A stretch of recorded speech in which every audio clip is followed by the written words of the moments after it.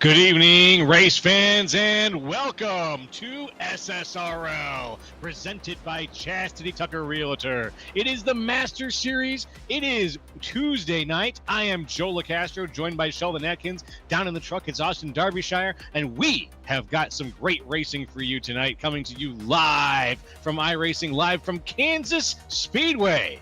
Sheldon, as the satellite brings us in down from orbit, are you ready for 160 laps around here? Absolutely. Progressive banking at a very highly abrasive speedway. Lots of different opportunities for these guys to make lots of different lines work.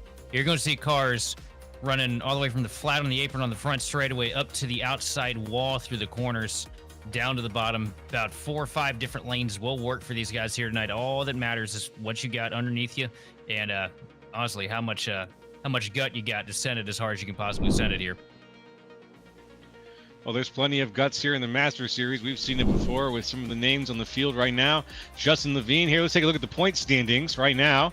This is before race 3 of 4 of the race playoffs. Here. Justin Levine up in the top, PB Henry, Joseph Causey in 3rd, Johan Seminario in 4th, Kyle Gerlach in 5th, Reese Schaefer in 6th, right after the cutoff there, 7th, Charles Van Scoik, 8th, Kevin Zosiak, 9th, Mark Sanchez, and 10th, Kalen Mitchell. Rounding things out in the championship points here. Yeah, we're getting pretty close here. I do believe this is the last race for this round of the playoffs for these guys too, so keep an eye out on that. I will. But in the meantime, why don't we keep an eye on some of the keys to tonight's race, as brought to you by you. Yes. So first off, this is the most important key, honestly, in my opinion, this week. You're going to make that car work on the low lane. You're going to want to, if you don't know how to make that bottom work, how to get down to the inside of the track and stick it right up against the white paint through the corners, you're going to want to figure it out pretty quick, because that is the secret sauce to having speed at the end of the runs here at Kansas. Got a lot of different options, but you can really tear those tires up bad here if you can't figure out how to make the inside line work.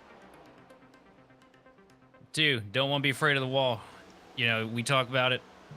I just talked about how important that low line is, but there are going to be points in this run where you're going to need to send it about 1/4 of an inch off that outside line, off that outside wall, and get it up on the cushion and be able to send it around here to get the most out of these straightaways.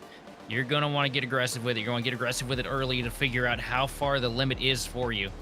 But don't be afraid to get up there on that white paint on the top of the track. And then finally, with it being such a wide groove here, the slide job is going to be huge. You're going to be able to send it down to the bottom and try to just barely clear the guys you're trying to pass. Just enough so that you don't get yourself hooked in the fence. The slide job is going to be a huge way to make passes, but it's also going to be a huge source of calamity here this evening if Kansas is going to be playing what I'm used to seeing. Yeah, and you're used to seeing what are you used to seeing? Well, I guess we're going to find out. I'll ask you this question again later. In the meantime, let's take a look at our picks for tonight's race. I looked over the races, the practice and the grid, and I think PB Henry has a pretty good chance tonight to come across the line in second, third, somewhere around there. Well, PB Henry's a good choice. I got to go with the 83 machine of Wortman Jr. I saw a lot of pace out of him in practice, one of the fastest cars on the top of the list. And if that race setup is as good as his Q setup was, or at least what he was practicing in earlier, I think I think Tim Wortman Jr. could be coming to the front here and possibly sneak away a win here into the late stages of the playoffs. And down in the truck, our friend Derbyshire says the 67 of Kalen Mitchell will be taking it away tonight. So we've got 3 different picks across the Grid Vision team. Who is your pick tonight, folks? If you're watching right now on YouTube, go ahead and shout out into the chat. Who is your pick for tonight's race? Right before or right after you hit that like and subscribe button, hit that bell for us to stay in touch as we give you the racing from Kansas. Here's the conditions right now. 300 feet above sea level here at Kansas, partly cloudy. It's about almost 2 in the afternoon. Winds out of the southwest, 8 miles an hour. 69 nice in the air and 110 on the track. It is 110 on the track is a spicy temperature for some racing here. It's been sitting baking in the hot sun. We've been getting that just afternoon direct sunlight on the track. There's barely any clouds in the sky. And I think that with the progressive banking, like you said, the hot heat, the banking, we're going to see some tires get chewed up here over the course of 160 laps. But in the meantime, let's bring you the grid. Starting things off, pole position, it's Justin Levine. Kalen Mitchell on the outside in second. Third, PB Henry. Fourth, it's Nick King. Fifth, Jarrett Feltman. Sixth, Kyle Westwood.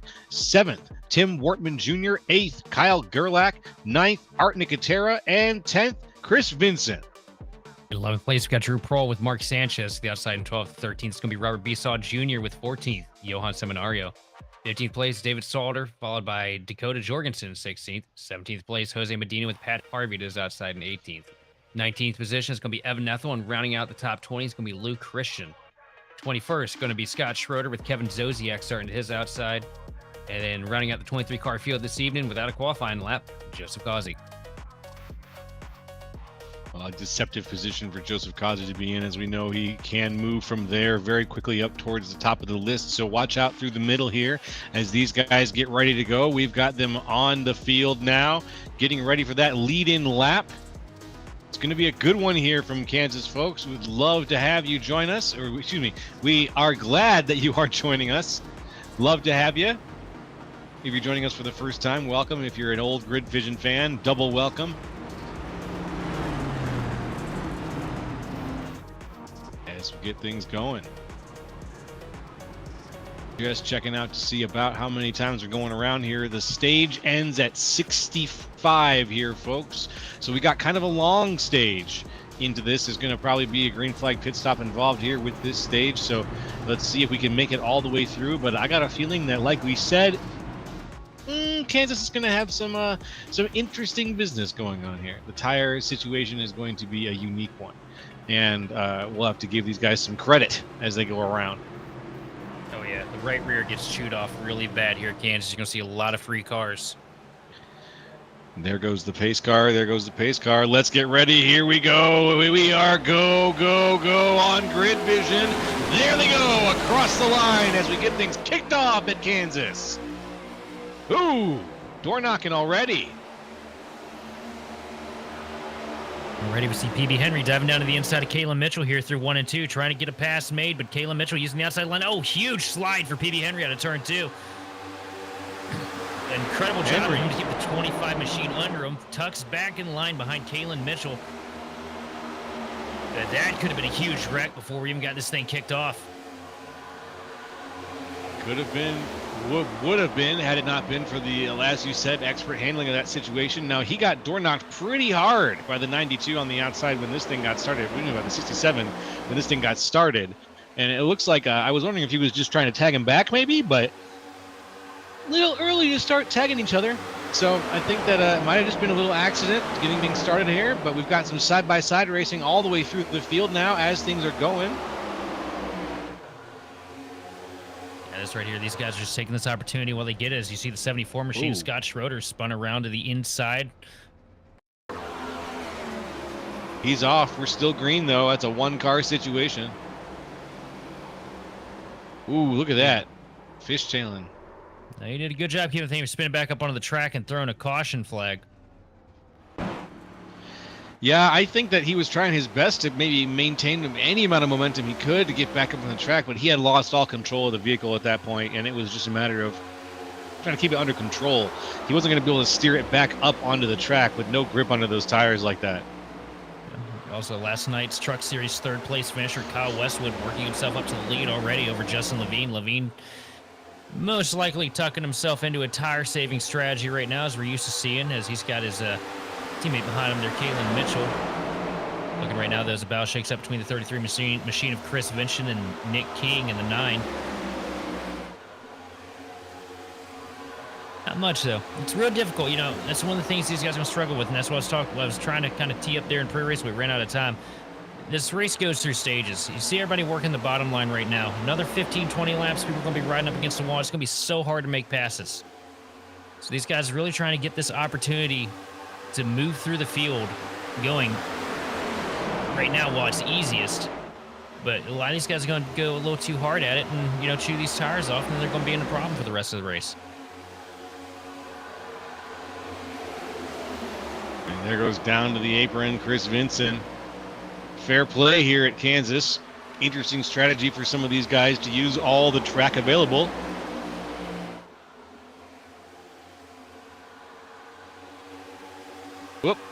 Whoop.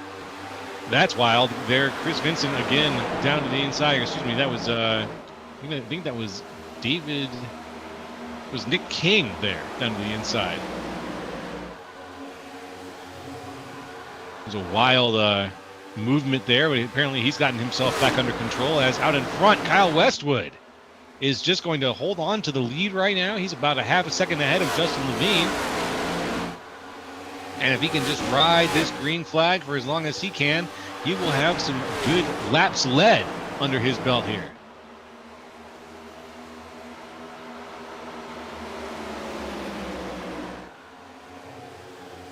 Looks like Scott Shorter may already be out of tonight's race, unfortunately.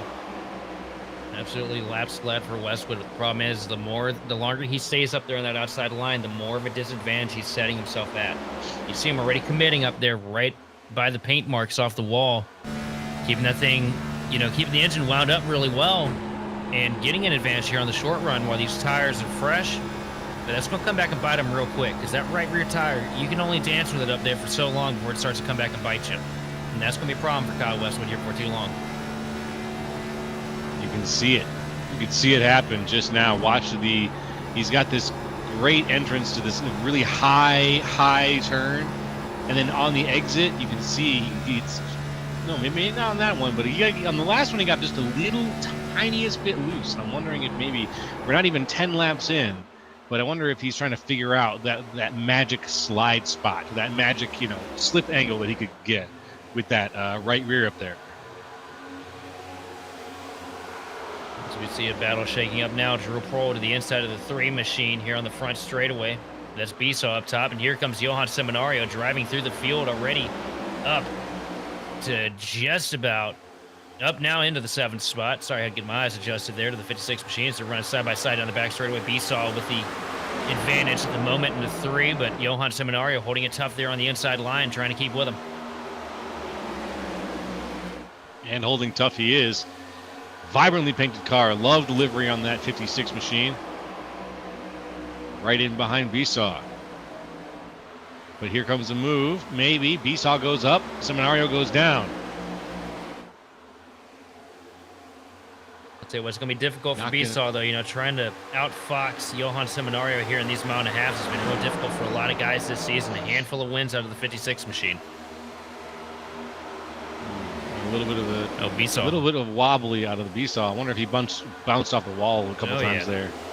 Yeah, he tagged it a few times. He got up there, slipped the cushion a little bit, got into the grain end of the fence in the center of 3 and 4, and bounced off it again here on the front straightaway. It's going to open the door for Drew Prohl and Joseph Causey following right in suit with the 08 machine. Joseph Causey already up here to 10th place from dead last on the field, only 12 laps into the event. Yeah, great moves. Just steady passing without really a lot of flash or bang, but he's made his way up into the top half of the field. So it doesn't surprise me. If there's anybody that can carve their way through traffic in a timely manner here in this series, it's always that 88 to Walt Camry. Yes, sir. Yes, sir. I was about to make a very similar statement, but you took the words right out of my mouth there, my friend. Thank you very much. Also looking good right now, Kyle Gerlach coming down in on the inside of the blinking Drew Prohl. Hopefully Drew Prohl can solidify what dimension he's currently racing his car in, and we'll keep him on the track tonight. Somebody else having a good run that I haven't had the luxury of covering at any point this season. Sitting in the 5th place right now, the 12 machine of Jarrett Feltman. Sitting Yeah, nestled that's up a there name in we the don't hear top a lot. 5, surrounded by a lot of the heavy hitters of the SSRL Master Series. Brought to us by Chasity Tucker Realtor.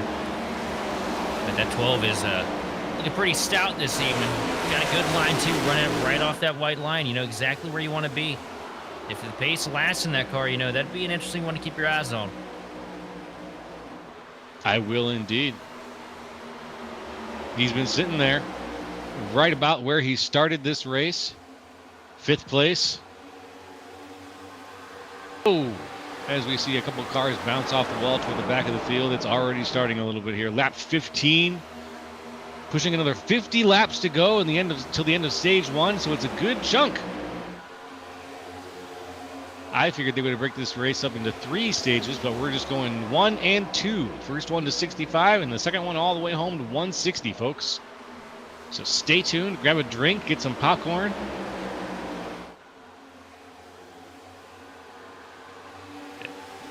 Also, new race leader back up to the point. Justin Levine gets that one Mac Tools car past Kyle Westwood, and I think it's just what I was talking about. Westwood's running up there on that outside line and just wearing out those tires.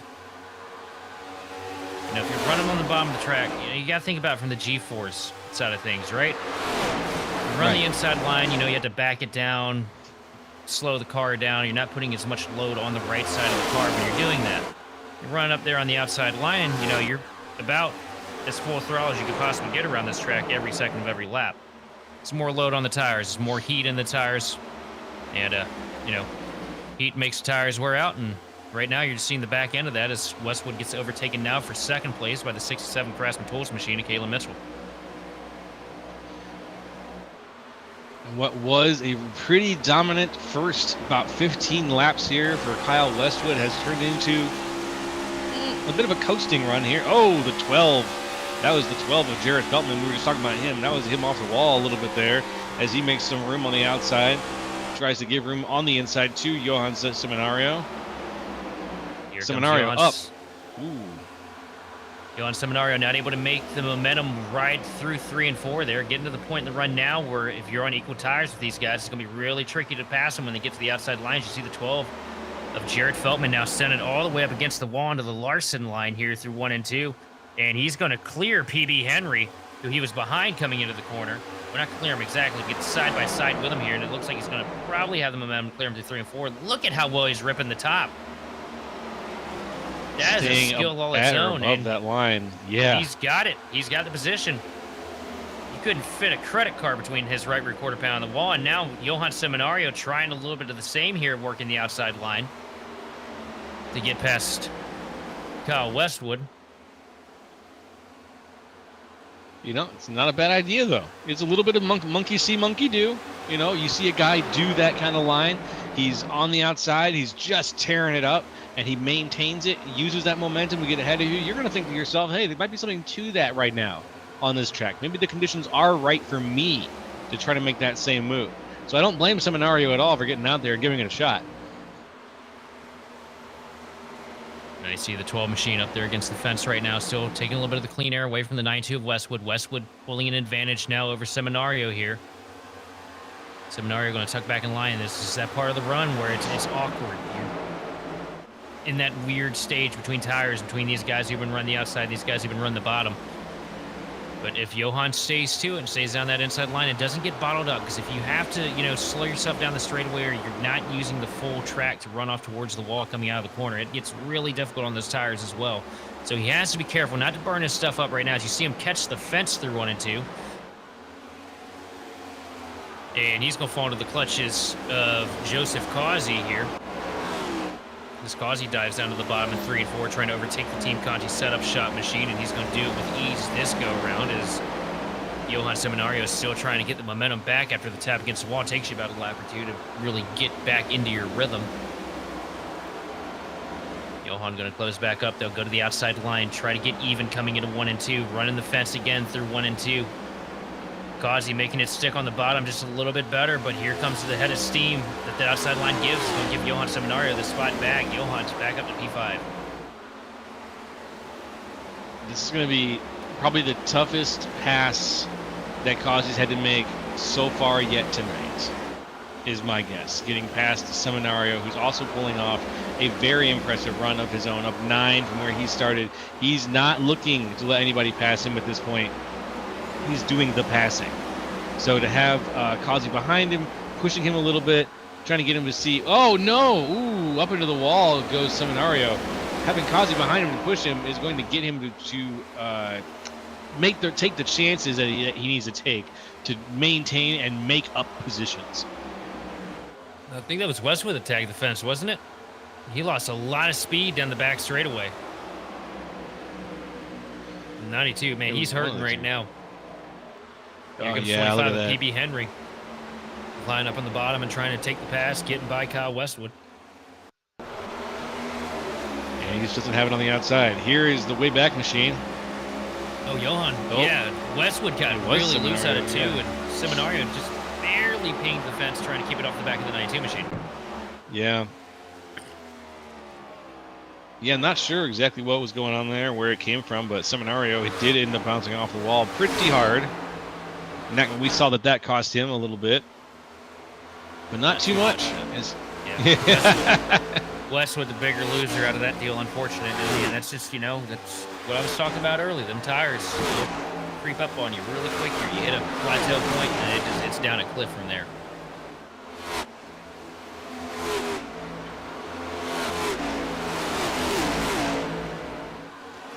And here they come into the tri-oval. Tim Wortman Jr. and Rob Besaw. Wortman Jr. in the 83 right now. Trying to dive down to the inside of Kyle Gerlach down the back straightaway. Got the position now up to the quarter panel into 3. Right up against the white line. And the 75 machine of Gerlach gets really loose in front of Besaw, and that's going to open the door. Here comes the 83 of Wortman and takes the position with ease as the 75 of Gerlach is continuing to backpedal down the front straightaway, losing a spot, 2 spots. Before he even gets into turn 1, as Drew Prohl takes it to the outside.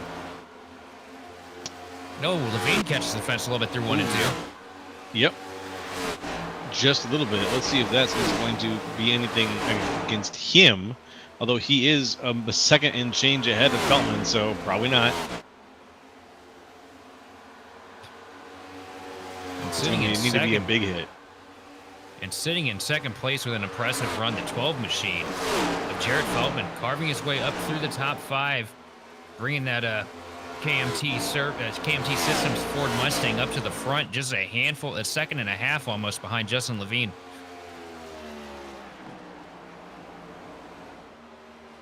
Hell yeah. That's something that, we haven't seen this kind of drive out of Feltman very often this season. Seeing him up here in second, it's really been kind of refreshing. Different names up here is always a lot of fun to see them mix it up. And right now, he's in a good position. He's not getting too directly challenged. He's got enough room that he can try to get up to someone whenever he wants. I'll tell you, out of the mile and a halves that we go to all year, they all look exactly the same. And some of them race, nearly the same. But Kansas Speedway, this track is probably the most unique on the iRacing service out of all the mile and a halves you go to. And the fact that you have so many different opportunities and options that you can choose from to really make something happen. It almost lends itself to an entirely different skill set of drivers. Yeah, like opportunists, almost. And right now, it looks like Feltman is one of them now, closing it down 0.3 of a second in that last lap over Justin Levine. Now down to almost an 0.8 of a second margin for your race lead, and still closing it in.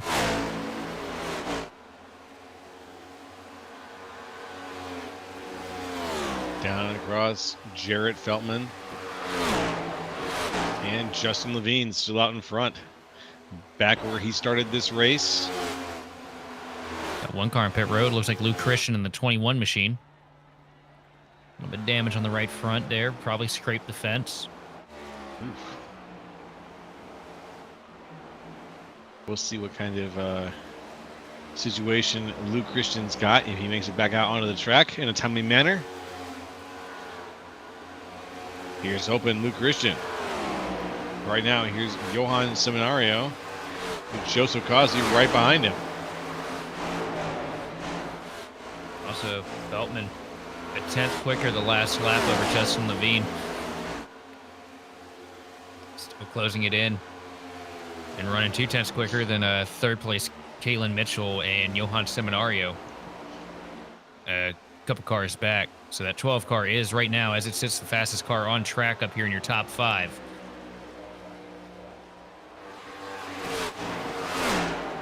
Those are good numbers. Yep. When you're second with that, though, you're not going to be there for too long. Justin Levine better start counting Levine his up days. in the fence out of 2. That's really going to hurt him here. What I just say, you know? Levine's going to have to start watching in the mirror a little more closely if Jared Feldman's putting down lap times that are better than his.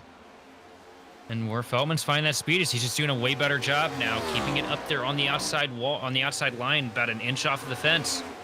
Levine kind of struggling to be able to commit to it. Just doesn't look like he has the confidence in the car right now to be able to get it up there on the cushion and, you know, rip it around the track, whereas the 12, that's the exact opposite.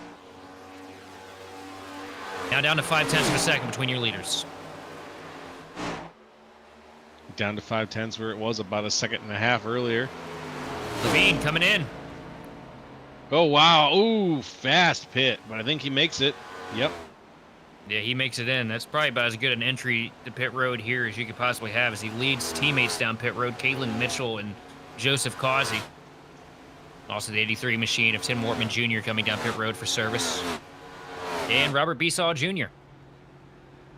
So a pair of juniors here on Kansas Speedway's pit road. Fair enough. Pair of juniors out there still on the track. Here comes Jared Feltman now. Nope, now coming down. Bit of a squirrely entry. I'm wondering if he's going to be able to make it, if he made it down to pace in time.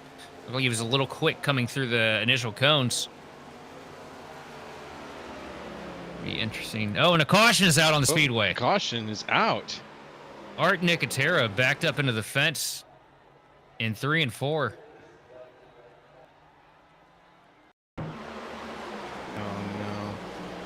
That looks like an attempt to come down pit road gone wrong. Gets down on the flat, de-wedges the car. Ooh. All that while downshifting, it'll send you around quicker than you can blink. We're going to take a little break here while these guys are getting things sorted out. And when they get back on the road, we're going to get back on the air. So don't go anywhere, folks. Stay tuned.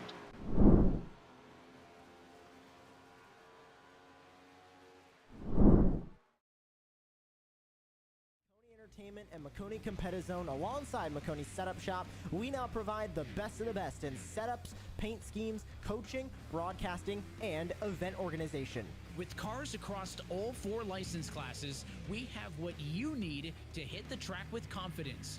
Grab a subscription and save money while going fast at MakoniSetupShop.com/subscriptions. And remember, at Makoni Setup Shop, there are setups, but your victories.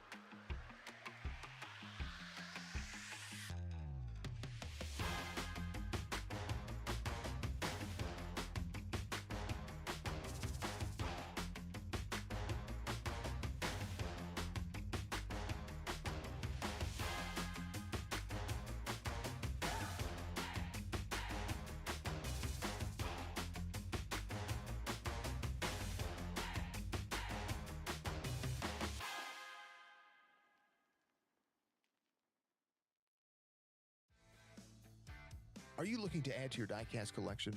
Well, visit GoatRacingDiecast.com. Explore one of the largest collections available with the options for pre-orders, new inventory, and the GOAT's personal collection for over 25 years. There's an option for every level of hobbyist. Ship direct. Personal custom diecasts are available. Shop the GOAT Racing merch store. And if you're a driver, apply for a sponsorship today. Turn your hobby into a passion and head on over and shop GoatRacingDiecast.com. Racing isn't easy, but experiencing it is. iRacing puts you in the driver's seat with the industry's leading sim racing game. Drive on laser scan replicas of the greatest racing circuits from around the world. Go head to head against other drivers chosen by skill-based matchmaking to ensure competitive racing. Good evening once again, ladies and gentlemen, and welcome back to the SSRL Master Series presented by Chasity Tucker Realtor. I'm Joe LaCastro. It's Sheldon Atkins over there in Austin, Derbyshire, down there in the truck. We are bringing you Grid Vision, some excellent racing action from iRacing here tonight, and we've got a little caution situation going around. We're only on lap 40 right now of 65 out of the first stage, 160 total, and right now we're on lap 40. We had a little bit of a caution as we had one of the guys miss his pit. I believe it was it PB Henry? It was Blue Christian, I think. Art Nicotera, thank you very much. Missed his entry there. And now as we are green yet again, we got Justin Levine out in the front, Joseph Causey right behind him, taking things away as we start off the end of stage one, looking for that looking for that yellow flag to end stage one. Clean air and free real estate for Justin Levine as he makes it through 1 and 2 perfectly clean with a good launch on the restart. Second place, Joseph Causey going to battle right now as Jared Feltman starts to pull himself up to the rear bumper out of turn 4. And PB Henry back up in the top 5, now sitting in the 4th position in that 25 machine. And, oh, look at that. Old buddy Dakota Jorgensen's found his way into the top 5 here as we start to click the laps down to end stage 1. It's a good mixture of names here. Feltman and Jorgensen, not names we see too often in the top 5. Good to have them up there right now, though, as good as they could end stage 1 in some very good positions to get some points related to that. Here's 33. I'm always going to be pulling for Jorgensen because, it's coming from a washed dad here on the service. It's good to see that washed dad's number 8 machine up there in the front of the field. Gives hope to all of us out here. Also, probably one of the cleaner paint schemes too. I mean, you can't look at that and tell me that doesn't look like something Junior would have ran back in the 2000s. Looks really good. Yep. Jorgensen. Hope for us all. Here's Causey. Second place right now, up 21 positions. Just drove through the entire field, no big deal. Started the race with no qualifying time. Found his way through 21 other cars, and now he's sitting second. Got a couple movers up to the outside line right now. Besaw working the fence through 1 and 2. The first guy to really stray up past the second lane here on this set of tires. Lap down, just trying to keep himself in the position to get the lucky dog spot, or to get into the position for the lucky dog spot. Unfortunate break for him, caught on strategy because the caution came out at the worst possible time for a handful of the guys here in this field. Yeah, it was not a good. It was a very ill-timed caution in terms of, you can't pick when it's going to come out, obviously, but there's times when you want it and times when you really don't. And for some of these guys, that timing was very, very poor in terms of staying on the lead lap. Oh yeah, when you're sitting on pit road and they're pulling the tires out, getting ready to jack the car up, last thing you want to see is a school bus yellow on the left side of your screen. You look at PB Henry making moves now on the 12 machine of Feltman. Feltman looks like he's falling back into a little bit of a tire-saving rhythm right now as they start to work their way up closer to Justin Levine up here at the front of the pack. Joseph Causey now within spitting distance of his one sim teammate here. And PB Henry going to go up to the top of the track here and try and make something happen on the 88 machine of Joseph Causey.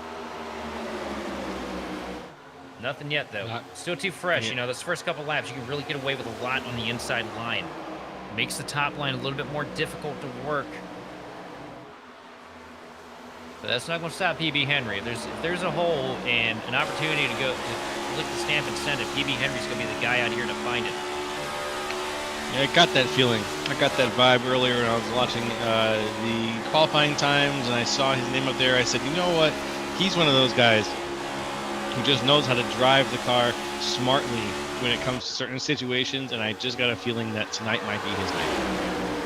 Player for the aggressive, but PB Henry now making the outside line work, getting by Joseph Causey for second place, now setting his sights on your race leader, Justin Levine here,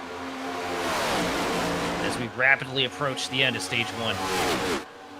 48 out of 65 at the end of stage 1 here. And here we go, down to the bottom. PB Henry through 3 and 4 are going to get to the inside of Justin Levine. They're going to be side by side. It's going to be a drag race to the line. Justin Levine tags the fence out of 4. PB Henry going to have the nose at the line.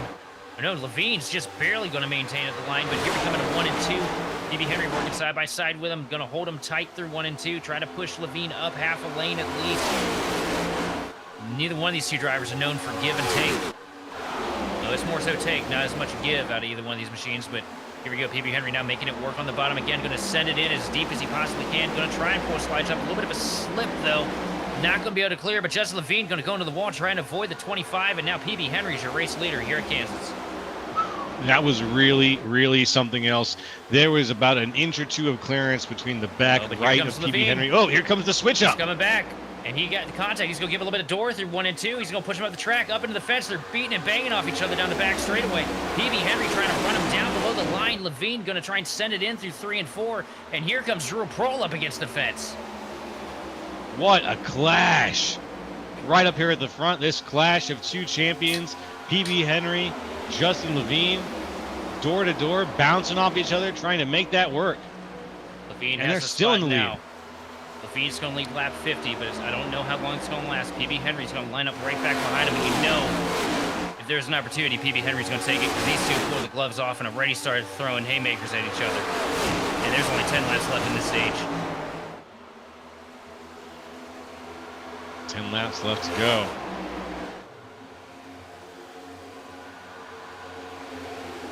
Drew Prohl on the outside, trying to make his way up.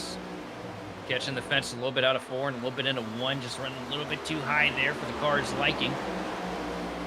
That's really going to kill the momentum here. As you see him slump back a little bit as he gets passed by the 12 machine of Jared Feltman. Still able to hang on tight, though. Feltman isn't in the clear yet. Still having to work for it on the inside line. It's Prohl trying to make something happen around the outside, but the car really loose through 3 and 4. And he's going to give it up here as he tags the fence out of 4. Jared Feltman now up to P4. Nothing you can do about that. Joseph Causey creeping it up the hill now, trying to get the momentum on the 25 machine of PB Henry, wanting to get that car out of the way as soon as possible.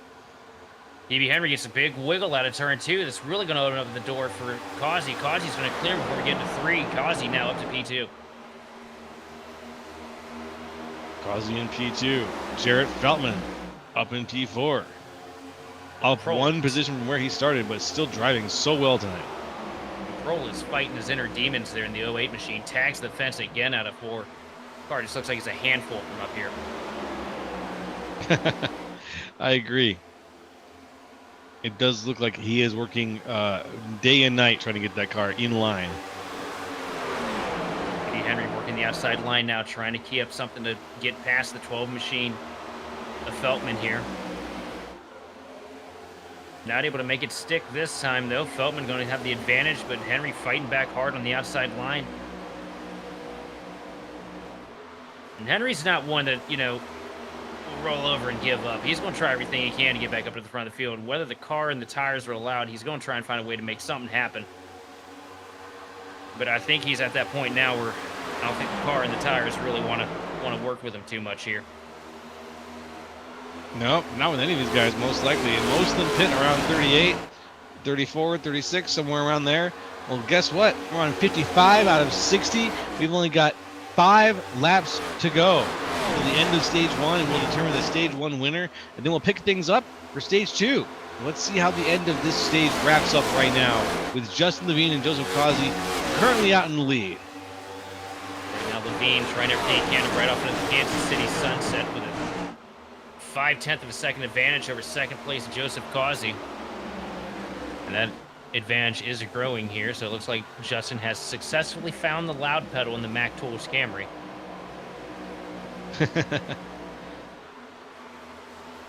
It's the one on the right, so I'm told.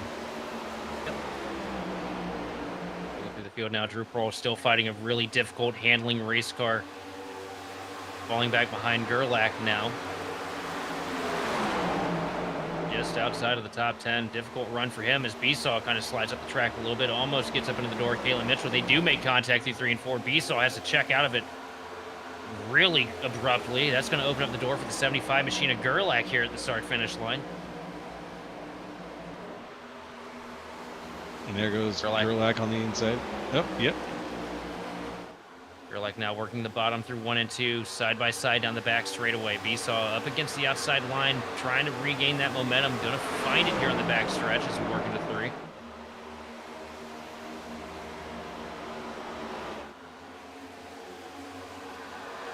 Across the line goes Justin Levine. Lap 60 coming up here, folks. Hope you've been enjoying the race so far. If so, go ahead and show us a little appreciation in that comment box and say hello or smash the like and subscribe. You know the deal. So we can bring you more of this excellent content. Lap 59 right now, going around. Chris Vincent high on the outside. He's sitting in 7th place right now. Any minute now, we'll have the leads crossing the line on lap 60. There we go. Across the line. This will be the white flag here for the stage. We're looking for it. Going around. Oh, never mind. We got 5 more laps. Oh. What are we on over here? I'm sorry. I thought we were going to 60. I thought we were only going to 60. We're going to 65. There it is And right there. A battle shaking up for second place. Feltman has taken the second spot away from Joseph Causey in that 12 machine. Does he have enough time to get to Levine? We know how fast that car has been on the long runs. We've just started to tap into that section of the tires here. Look at, and this is where it is right here. You see how high Feltman was able to run through here. Just able to keep the momentum, the RPMs of the car way up compared to Levine. And you see he's already closed it down to 0.2 of a second coming into 3, shaving off a 10th in literally the transfer from 2 down the back straightaway. Wow. That was some high-class driving right there. And we're about to have ourselves a Kansas City shootout here to finish this thing out. If Feltman can keep it tracked up there against the fence the way he's been doing, because here he comes now, just about to cross the threshold underneath 0.2 of a second here as he dives it down to the bottom into 3, trying to find a little bit more real estate. He's going to pull him up side by side to the door with Justin Levine as we come out of turn 4. He's done this before, and it's paid off. Let's see if he can do it again. Not this time, though. He needs to try that again when he's a little bit closer. He closed a few hundredths there, but he's going to need a little bit more than that, and that momentum that Levine got to carry him down the straightaway, but it does close the gap ever so slightly. A positive gain for the 12 machine as he works the top through 1 and 2, getting closer to Justin Levine, now down to a 1/10.5 separating these two. Just a car length between the 1 and the 12. Trying the bottom again into 3 and 4, down to the bottom of the hill. See if he can get as much of a gain here this time.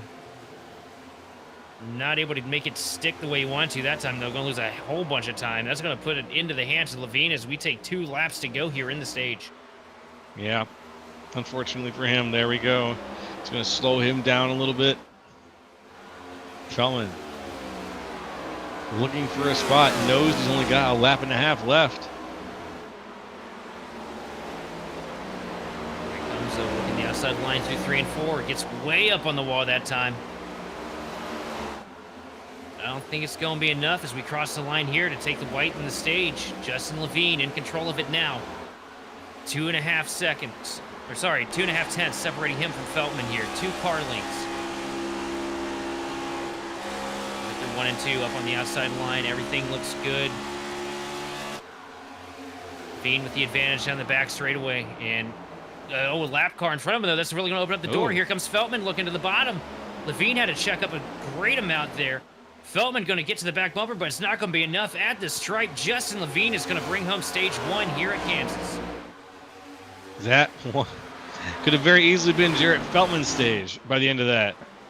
Very easily.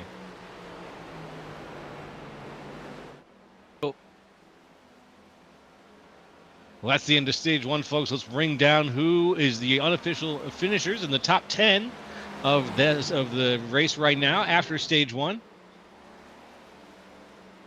After stage 1, it looks like in order we've got Justin Levine in first, Jarrett Feltman in second, Joseph Causey in third, PB Henry in fourth, Chris Vincent in fifth, Johan Seminario in sixth, Dakota Jorgensen in seventh, Drew Prohl in eighth, Nick King in ninth, and Jose Medina in 10th.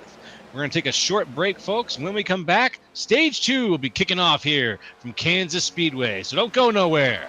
Goat Racing Diecast and the sponsor of the Warrior League Goat Racing Diecast 150 at the Monster Mile. And now for the famous words of motorsports. Hey, Gabby. Driver, start, go, and go!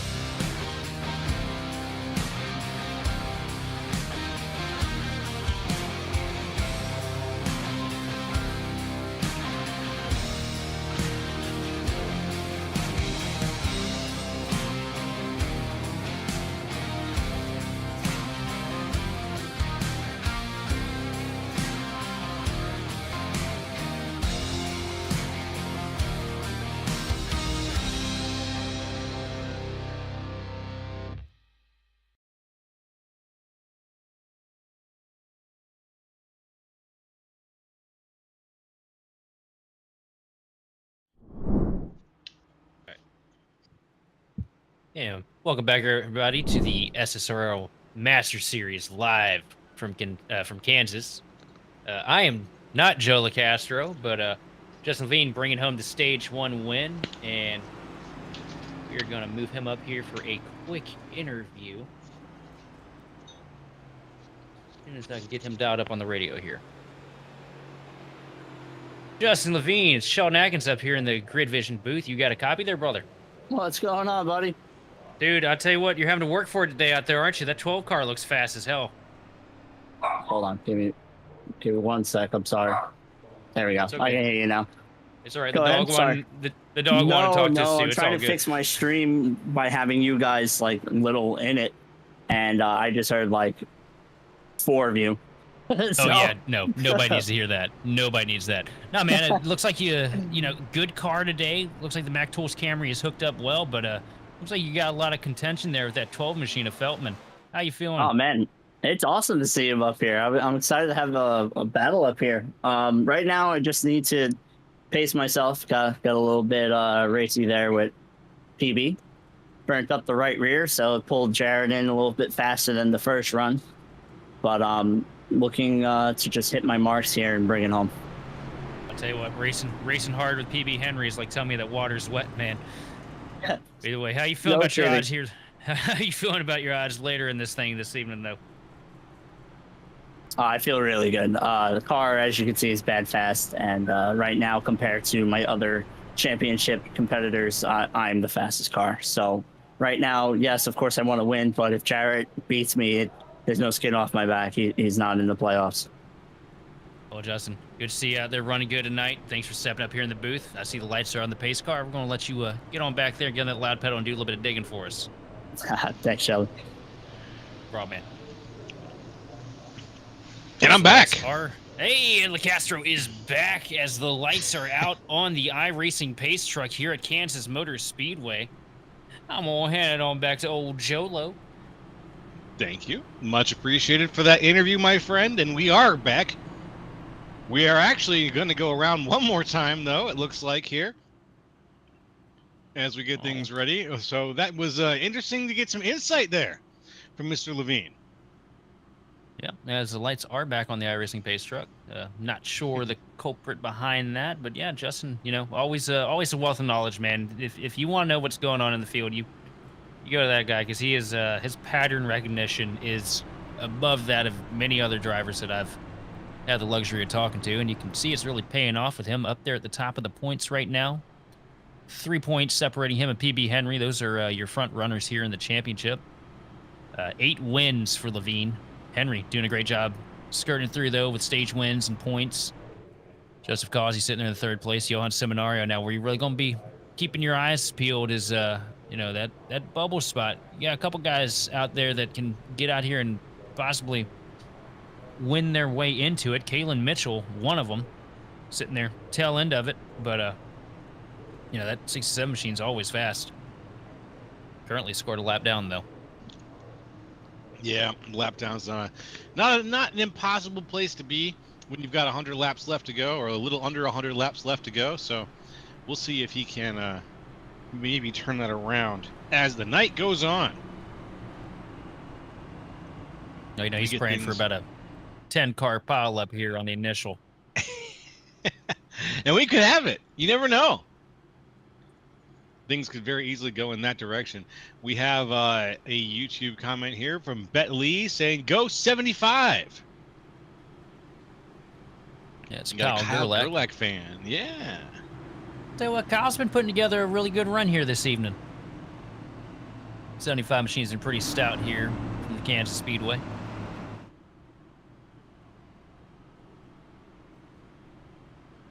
Yeah, looks like a couple cars are getting waved around here. Getting things squared away in terms of the running order. As you see, looks like some laps are getting back here. Westwood. Gerlach is going to be back on the lead lap here.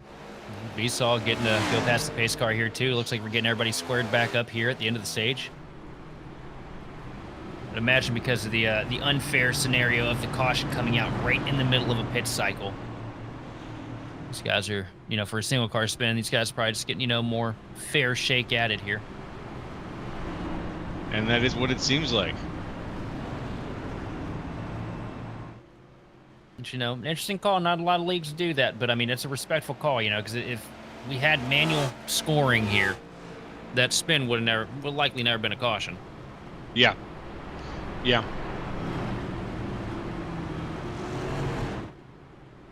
NASCAR wouldn't have called it.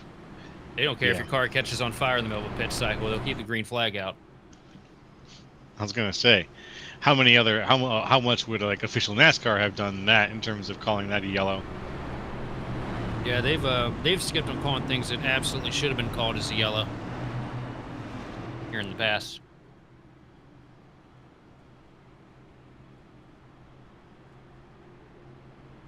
All right, we've got like another lap. Yeah, they had an extra lap. I mean, I think we double dip here. See what Causey's got to say. If we get enough time, yeah, let's grab him. Go ahead and talk to him. All right, let's pull up old. There's the man, the myth, the legend, the character himself, sitting in 2nd place in the 88 DeWalt Tools machine, Joseph Causey. Tell me about your race, dude. From dead last to 2nd place. It felt like 15 laps into the thing. How's that 88 machine handling this evening? Pretty good. We're on par with Justin on tires, dead even. So it's gonna be hard for me to find a way around them. Seems like we got a slightly longer, to make it to where we need to for pit stops. So we're gonna see how this all goes. But I feel pretty good about it, but we'll see. I'm gonna try to see if I can save some, and then maybe we'll make it all the way to just one stop this thing. Oh, so that's what's going on with the extra caution. Because we were curious up here. The extra cautions and waving around people apparently got stuck behind the yellow, but I don't know. Yeah, that's always fun. Well, I take it the lights are out on the pace truck, so we'll send you back down to where you came from. All right, appreciate it, guys. Thank you. Yep, Joseph. Thanks for talking to us. Okay. from our top two themselves. Hey, there's the green flag. We are green yet again. That's the beginning of stage 2, lap 73 out of 160 here at Kansas Speedway on Grid Vision. And we got Justin Levine, and you just heard from Joseph Kazi. He's out there in front with Jarrett Feltman right behind.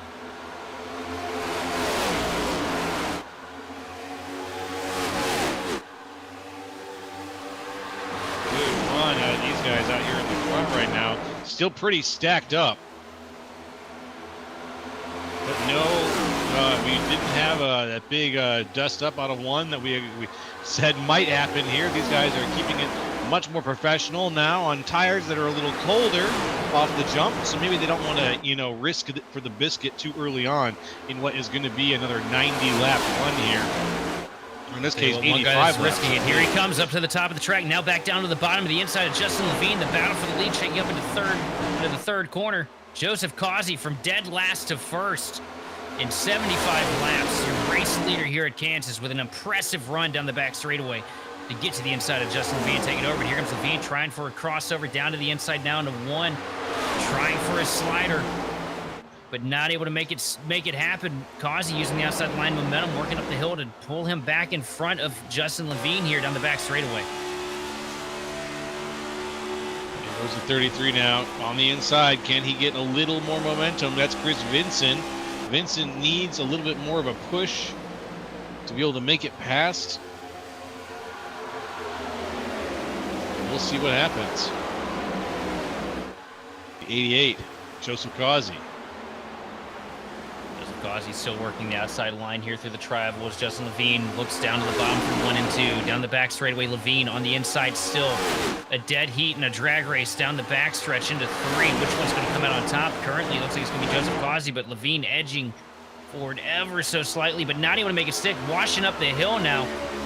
A little bit of contact with Kazi out of 4. Levine pulling back with a side draft. Now down to the apron. And Kazi going to chase him all the way down to the bottom as well as we come back into 3. But Kazi with the advantage through 1 and 2. Going to hold tight for now. And here comes Johan Seminario into the mix through 1 and 2. Levine lost a lot of momentum after that. And Seminario is going to need a push now from the 12 of Jarrett Feltman. Feltman setting him up into 3. Kazi contact through 3 and 4 between the 1Sim teammates. And here comes Seminario. He's going to try and take it 3 wide down the middle. And he's going to do it. 3 wide in turn 1. Seminario slipping in front for only a second as Joseph Kazi sets it up against the outside wall and finds the extra momentum he needs, but he's going to catch the fence at the back straightaway. But Seminario is going to tuck in line behind him. No, he's going to stay down to the inside. He's going for 2 places at once right now here. Seminario is. He's out in front by a nose. Seminario is going to be your race leader here briefly. He's going to lead lap 80 here at the stripe. Just barely. Let's see what happens. Seminario, what a run out of that car. Very, very good. And I think that right there was just for the points alone. Seminario ducking back in as soon as he got the lead. Going to fall back in line here behind the 12 machine of Feltman. And here comes PB Henry working the outside line. We know how fast that guy is on a short run. That's right. Yeah. He can take it if he wants it in terms of the positions. But let's see. We haven't seen him move up much further than where he is right now in the last couple of laps here. Here he comes, outside line on Seminario down the back straightaway. PB Henry up against the fence. A couple cars diving out of line in the back of the pack, but everybody's straight for now. And also up at the front, here comes Levine. Another little bit of contact between the teammates here out of turn 4. Mac Tools versus DeWalt. Owned by the same people, but you can't tell the way they're trading paint. Not at all. What a brand competition.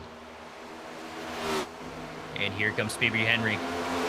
Catbird seating out there against the outside line, trying to take this lead over. These guys are talking about how they need to save a little bit of fuel, save a little bit of tire, and it looks like neither one of these two up at the front, even though they both told us about it, neither one of them getting the memo. Now, Joseph Kazi going to lead lap 63. Sorry, 83. 83. There you go. By more than a nose here, by about a car length. He's going to lead this lap. but there are cars all over the field. And like you mentioned earlier, Sheldon, Kansas is a place where opportunists can thrive. We saw it from Seminario earlier. Seminario's down a few positions now, but we're seeing it from PB Henry on the outside line. We're seeing it from Justin Levine.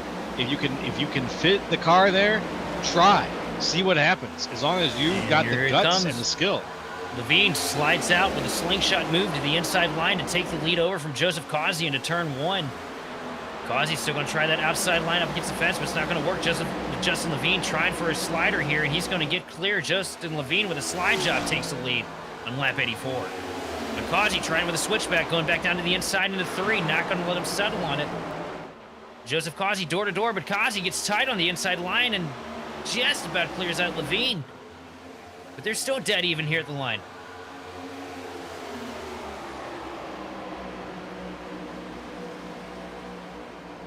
Side by side into 1 now. Joseph Causey to the inside, a little bit more contact.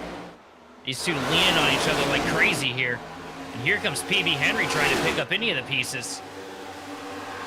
PB Henry lining up for Levine, giving him a shot down the back straightaway into 3. Now going to the middle. PB Henry trying to make a 3-wide take for the lead here through 3 and 4. Not able to make it stick, though. Going to fall back in line and up into the fence because the 12 of Liebert, and down into the grass goes PB Henry. Henry's back up now. He's going to cause an accident, though, if he's not careful. Up into the fence. Johan Seminario's around off the nose of the 9. And a huge accordion effect behind the checkup. Jorgensen's in it. The 9 machine is in it. And a handful of others. Heavy contact up here. That was a bad judgment call from my pick, I think, PB Henry. I don't know what you think. Let's look at the way back machine here, but if I was him, I wouldn't have tried to get back on the track the way I did. Well, he's got to get back up there. The problem is, it's a racing deal. You get one guy getting sent down to the grass like that, and somebody's going to make a mistake trying to avoid him. Yeah, PB couldn't necessarily keep it. If PB keeps it down there on the flat, he's guaranteed to lose about 10 positions and liable to wreck going into turn 1. He had to get it back on there when he did. It was more abrupt than some people would like, but at that moment you are so caught up by the adrenaline. I mean, you're going for the lead in 1 second. Next thing you know, you get a shot from behind. You're in the grass. It's a great job keeping it straight here. And honestly, does a great job keeping it straight. Holy just cuts the grass, but I just don't think these guys are expecting him to come back up. But if he stays down there in that flat, he's going to wash up into about 15 cars. Yeah. Because he was not going to be able to slow it down in time. Yeah, I see what you're saying. I really do. I just think, I try to put myself into the driver's shoes, and I can't. Like you said, your adrenaline gets going. You don't really know exactly what you might be doing. I can only do wishful thinking for my reaction during that kind of moment. But good on Henry for keeping it straight and flat when he did. And you also see it there, too. Johan, we saw his onboard there for a second. And he gets down here and he loses contact. You can't see the 9 machine once he gets, dead even with him. It's hard to see the car on your outside. And I think that he probably thought that the 9 was up the hill just a little bit more, and he comes up to avoid the incident, and unfortunately he wasn't. A little bit of contact, and that's, PB was the catalyst, and the rest of them, that was just a chain reaction. Yeah. Right now, though, race leader Chris Vinson and Kyle Gerlach and Lou Christian going to lead them off pit road here. I'm assuming these guys saving a set of tires here in the box, just coming down and getting a top off of fuel. That's about all you can at this point. You can take tires, but these guys coming in, trying to get that track position that we talk about so much, get out here and have the opportunity to lead a lap or two. That's true. I didn't think about how many sets they might have. So they've got 4 sets in the pits tonight. Yep, I think we've up till now only used 1 or 2. I think about 2. You see, and here comes a 33 machine of Vincent diving it back down pit road. Maybe he just missed his pit box there on that last go, but Gerlach and Christian going to stay out here on the Speedway.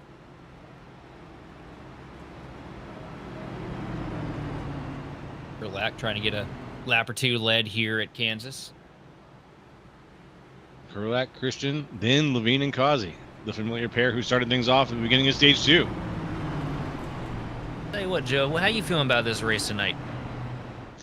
I am intrigued to see how this. There's so much action at the front of the race tonight Like there's only been one or two times that some guys got maybe a second and change of a lead, and even then only for about a couple of laps at a time. It has been a really exciting race up at the front of the race so far tonight, and I've just been really enjoying watching these guys, familiar names, unfamiliar names, jockey their way around the first, second, third, fourth place positions. It's been really entertaining, and some of these wrecks have been kind of good too. Like I gotta say, I'm giving it so far about a solid 8.5 out of 10. Tell you what, the heartbreak of the night is seeing that 8 machine of Dakota Jorgensen stuck there behind the pit wall after that incident. Man, he was running so good up there at the front, but we got another lap here. Yeah, unfortunately, he is going to be down and potentially just out after that one. I also can't speak A couple other enough names that fell back there. Kyle Westwood. Yeah, I mean, I also can't speak enough, though, for the pace out of that 12 machine of Feltman. Man, he is just... It's like they put rocket fuel in that car this weekend. Yeah, it's true. It's true. It's a fast car tonight. Very fast car. He's doing a damn good job. And that KMT Systems Harbaugh Cleaning Service Ford Mustang. And Team Watson car is pretty quick this week, it looks like. It's like they hit something pretty good on the sets.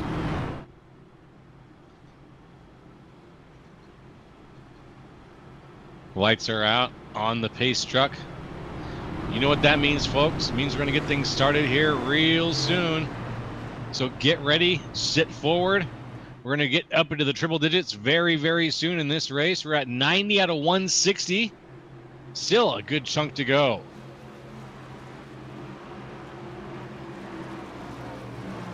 A cool 70 laps. There goes the pace truck. Here we go, side by side. It's Gerlach. It's Christian. They're looking for the zone. There it is. There goes there goes Kyle Gerlach, and we are green yet again. Gerlach has the lead at the line, but coming into 1. Levine on fresher tires. Going to be ready to wear him out here through 1 and 2. As you see him taper up to the middle lane right now to use that momentum to slingshot him by the 75 machine down the backstretch. So far, it's setting up exactly as I said it, and Justin Levine already back in the race lead. Meanwhile, Joseph Causey and Feltman have to work their way through this traffic of cars that stayed out. Things straightening out a little bit here. No, not quite. Up high goes Joseph Causey. Looking for positions, looking for a place to make his stake and pass. Getting that power tools machine up there against that fence. Running as high, wide, and handsome as he possibly can. You see him get to the back bumper of Justin Levine into turn 3. And Levine's going to run that bottom line and kind of give it to him, knowing that Causey's going to go out there and, try to burn his stuff off.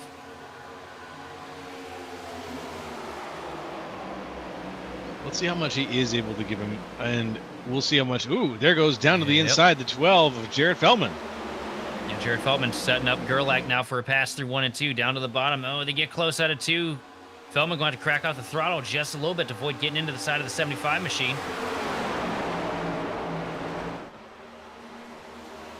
He's thinking about it. He's playing it just right, I think. Side by side again through 3 and 4, but he's got to get this pass made quick if he wants to have any advantage on these tires here.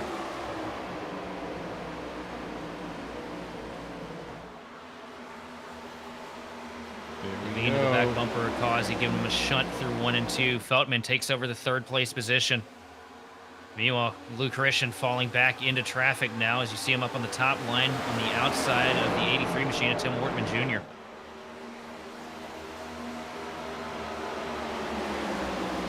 Wortman Jr. as the cloud cover comes in here at Kansas Speedway. He will round out the top 6 racers, with Joseph Causey and Justin Levine still leading things here. That cloud coverage is something these guys running the low line as consistently as they are really wanting to see. It makes it a lot easier to hit your marks, and the track is a handful of degrees cooler. Track temp down to 102 over the 110 it was sitting at the start of this thing, so it's definitely gone through a change or two here.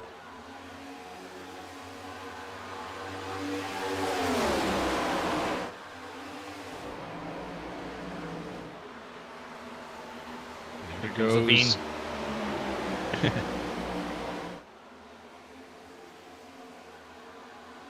Just saying the opposite there. There goes, and here comes Levine. You think he's trying to line this up for a pass here, or you think he's just in tire saving mode? What you're seeing right now is Levine's running a little bit lower through the corners, meaning he's trying to get a little bit of clean air to the nose of the car, so he has to make the car work less to turn. You know, in that dirty air, the car gets snug behind the guy in front of you. It causes it to wash up the hill. You got to put more wheel into it. You got to put more brake into it. Whatever input it is, it's going to get the car to hold to the bottom. Right now, Levine is setting himself up really well through 1 and 2. 3 and 4, him and Causey seem to be matched. 1 and 2, Levine just seems to be a little bit better about getting it down to the bottom and hooking the line. And he's making the car do less work in the process of doing so. Okay. That's good thinking. That's a racecraft strategy right there. It takes years of experience or just a good teacher to get to that level of instinct. Watching Zodiac trying to make a move on the 33 machine of Chris Vinson. Zodiac, another one of these guys trying to make their way into the next round of the playoffs. Trying to get up right now on the 75 machine of Gerlach. Gerlach with a really solid performance here this evening from Kansas. 3 wide down the front straightaway. Zodiac to the bottom. Zodiac going to get the 2-for-1 special into turn 1. But Vincent going to fight back hard with the Team Watson machine up there on the outside line. Going to make it difficult for him to pass, and Vincent's going to take the spot back down the back straightaway. Vincent back up to P6 as we're watching Levine. Oh, sorry, no, Johan Seminario now trying to get by the 75 machine of Gerlach.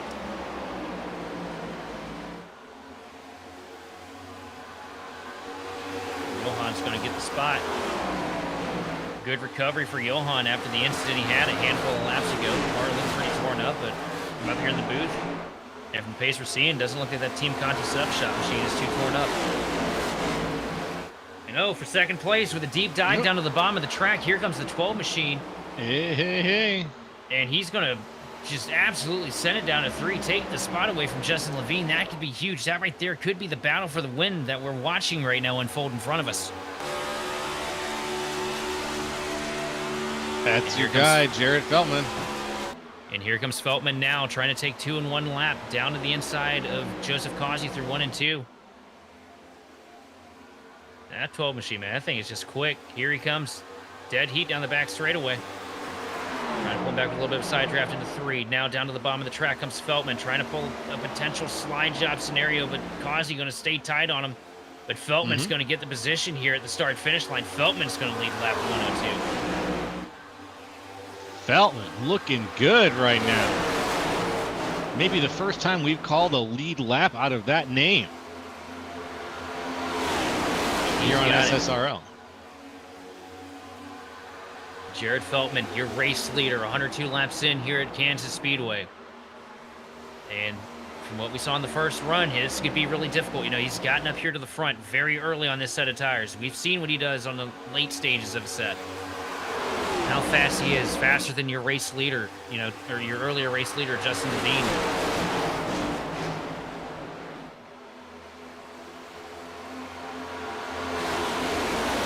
I like a good underdog story every now and then. I usually end up rooting for the underdog, so I understand how it goes here. That's one reason why I'm happy to see Feltman up in front right now.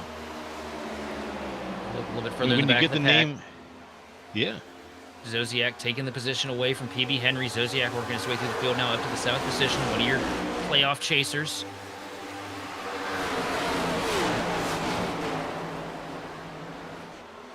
That's a guy, if he gets up there and he can, you know, make some noise, it could be really huge and change things significantly through the playoff bracket here as he gets to the back bumper now of Johan Seminario down the back straightaway into 3.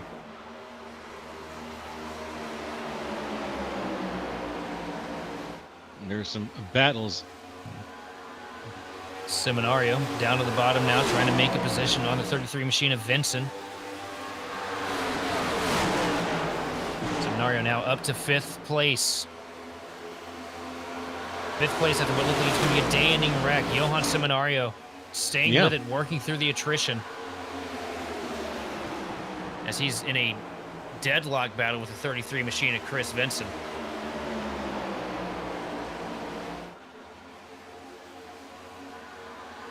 Everybody's taking advantage of most of the track now here as we're on lap 106 out of 160. Looking at 55 laps to go in tonight's race. Up here at the front, though, Levine got the outside line to work. He's going to get side by side on the back straightaway with the 12 of Feltman. And he's going to take the spot coming into 3, but Feltman's going to charge back on the inside line and try to make some kind of magic happen. He's going to be able to make it stick. It looks like it. They're going to be dead even out of turn 4. But the outside line momentum looks like it's going to carry Levine to the stripe, and it does. To the stripe and past it. Oh, out in front. Here. Real question is, where's Kazi going to go on that 88 machine? Feltman gets a little loose down there on the bottom, loses a good amount of time and a position in the process. Yes. Joseph Kazi taking over second place as you look at the 33 machine of Vincent working the outside line, using that outside line cushion to try and get the momentum on the 88 of Kazi. We got 2 double dales out here working in tandem. Hey, whatever works, man. Working in tandem, it gets you across the line. Yeah, it's just that much faster. It's just a shame that one of them is one of them cheating Yodas. Oh, Vincent catches the fence for 3 and 4. That's going to be a huge loss. He's going to end up falling back 2 spots. Right in there behind Johan Seminario, and he's still under fire. As Sim Wortman Jr. gets up there on the outside line, but not able to make it stick. Oh, and here we go. Inside. Where it gets interesting, the 12 machine of Feltman now up on the outside line. Cut back into 3rd now. Oh, Kazi takes the line and takes the air away from Feltman. Feltman catches the fence in 3 and 4. The gaps are forming.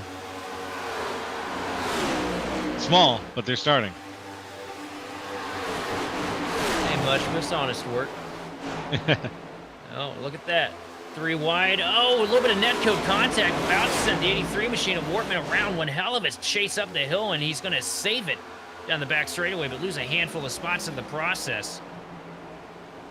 What a save. That was every Kudos to different way you, you Mr. could have. Wortman. That was every which way you could have wrecked the thing and still somehow brings it back home. Yeah, every direction but down the track for a few moments there. But then he got it collected, got it calm, still racing. Maybe not calm, but definitely collected. Vincent taking the spot away from PB Henry. Now back at the front. Here comes Feltman diving to the inside of Joseph Kazi for the 2nd place spot. Not able to make it stick. Gets a little bit of wobble. It looks like that 12 machine really struggles working the inside line trying to get past people, but he is so good on the top. If he can just cycle Kazi out, gets in the right rear quarter panel coming out of one of these corners, he'll be in the spot he needs to be in to get the position. It's not going to be easy. Kazi is one of those drivers that's really good about just looking at other drivers and measuring up their weaknesses and using that against them. I wonder what he's got here right now for the guy ahead and the guy behind. The guy ahead's on his team, but the guy behind is that wild card. The guy behind is also, they're the one sim guys. They all work pretty well in tandem together.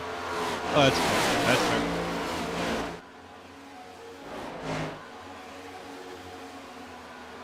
A little bit further in the pack, Wortman going to battle here with 15 machine of Zodiac. Zodiac going to catch the fence through 3 and 4 and get stuck on it. That's going to make it easy for Wortman.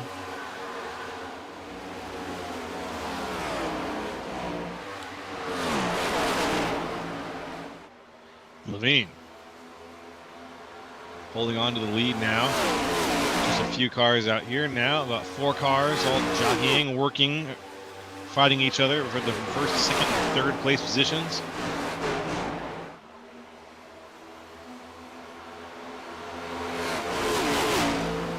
There's a bunch of names we come to know and expect here in SSRL Masters Series. Justin Levine, Joseph Kazi, Jarrett Feltman, and Johan Seminario. Your top 4 right now, with a pack of 4 leading things here at Kansas. Such a great performance out of all these guys here tonight. one mishap out of the 115 laps that we've covered so far, but done a good job keeping it straight and keeping it clean here for the majority of the evening. You know, they really have. It's not been a fest of anything other than pretty good racing. There's been a few yellows here and there, but nothing that has been indicative of like a systematic problem with the track or with the drivers on it. It's not a goblin, week for people where it's like, oh, no one can seem to figure out this track. No, we got people figuring it out. We've had some really ambitious moves here tonight. Some big dives, some big pushes, some slides. So a lot of ambition that comes from track confidence. Yeah, and I think these guys are feeling confident. We've had the liberty of covering this series from the start here this season. A lot of great races, a lot of great battles. These drivers, they kind of make this house feel like a home. And speaking of homes, I'm thinking about getting a home in the Middle Tennessee area. Got any advice for me there, Joe? Well, if you're in Middle Tennessee, I think you need to reach out to what's the name again? Oh yeah, Chasity Tucker Realtor. That would be the name to look out. And it's thechastitytucker.com if you would like some more information on how to hook up with Chasity Tucker and get the home of your dreams. Man, I'll just have to get right to that as soon as we're done covering this beautiful SSRL Master Series race presented by Chasity Tucker Realtor from Kansas. Right now, looks like it's starting to heat up here at the point, though. You see that 12 machine of Feltman. He's creeped his way all the way up against that, where the marbles are. Well, he creeped up a little bit too much there. Caught the fence through 3 and 4 and loses a little bit of time. Here comes Johan Seminario trying to make something happen out of that. We're at that point in the run right now where I guess it's just going to be a little tame. Kansas goes through these waves, and we haven't had the opportunity to see it just yet until now because we haven't had a run long enough to get it going. Where everybody just ends up sticking it about a half-inch off the fence, and it makes it so hard for anybody to get anything done. That's why finding track position at the start of the run is so important. I think these guys here at the front are going to set that pace. But while they set that pace, we're going to take a short break here, folks. Don't go anywhere. We'll be right back with more iRacing here on Grid Vision.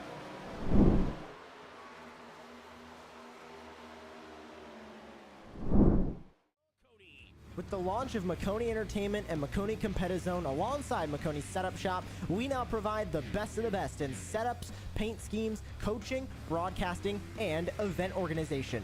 With cars across all 4 license classes, we have what you need to hit the track with confidence. Grab a subscription and save money while going fast at MakoniSetupShop.com/subscriptions. And remember, at Makoni Setup Shop, there are setups, but your victories.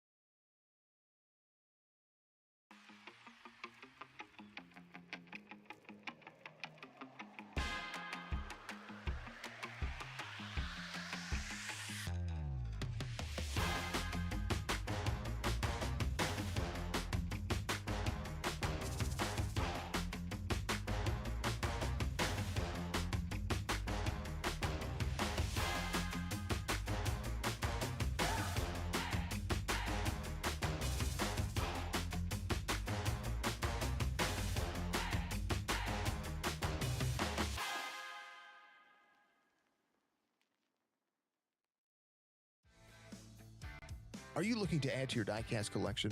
Well, visit GoRacingDiecast.com. Explore one of the largest collections available with the options for pre-orders, new inventory, and the GOAT's personal collection for over 25 years. There's an option for every level of hobbyist. Ship direct. Personal custom diecasts are available. Shop the GOAT Racing merch store. And if you're a driver, apply for a sponsorship today. Turn your hobby into a passion and head on over and shop GoatRacingDiecast.com. Racing isn't easy, but experiencing it is. iRacing puts you in the driver's seat with the industry's leading sim racing game. Drive on laser scan replicas of the greatest racing circuits from around the world. Go head to head against other drivers chosen by skill-based matchmaking to ensure competitive racing at every level. Compete across all your favorite series.